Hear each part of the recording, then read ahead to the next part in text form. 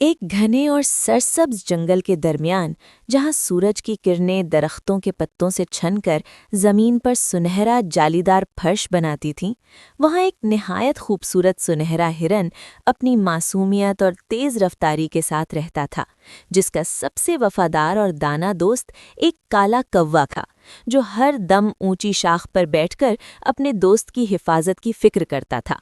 मगर एक दिन एक निहायत ही मक्कार और चालाक लोमड़ी ने उस हिरन की सादगी का फायदा उठाने की ठानी और उसे अपनी मीठी बातों के जाल में फंसाकर गांव के एक लहलहाते हुए मकई के खेत का लालच दिया, ताकि वो उसे किसान के बिछाए हुए जाल में फंसाकर उसका लजीज गोश्त खा सके। हिरन ने अपने सच्चे दोस्त कव्वे की बार बार की तंबी और नसीहत को भूख और लालच में आकर नजरअंदाज कर दिया और लोमड़ी के पीछे पीछे गांव के उन खतरनाक खेतों में जा पहुंचा, जहां कदम रखते ही वो किसान के मजबूत जाल में बुरी तरह जकड़ा गया।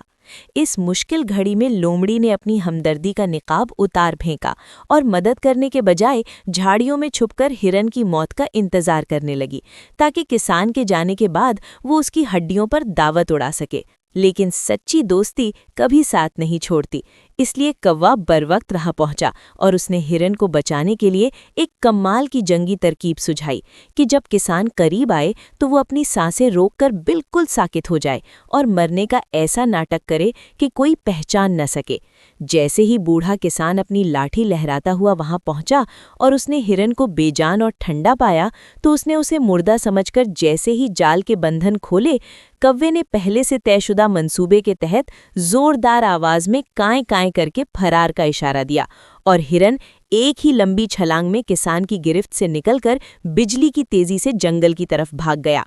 गुस्से में बिफरे हुए किसान ने जब अपनी भारी लकड़ी की लाठी हिरन को रोकने के लिए फेंकी, तो वो निशाने से चूककर सीधी उन झाड़ियों में लगी जहां मक्कार लोमड़ी छिपी बैठी थी, और इस तरह लोमड़ी को अपने ही किए का बदला मिल गया। जबकि सुनहरा हिरन और दाना कौवा दोबारा जंगल की पुरसकून गहराइयों में अपने ठिकाने पर पहुंच गए, जहां हिरन ने ये सबक सीखा कि लालच का अंजाम हमेशा बुरा होता है और सच्चे दोस्त की नसीहत ही जिंदगी की असली ढाल होती है।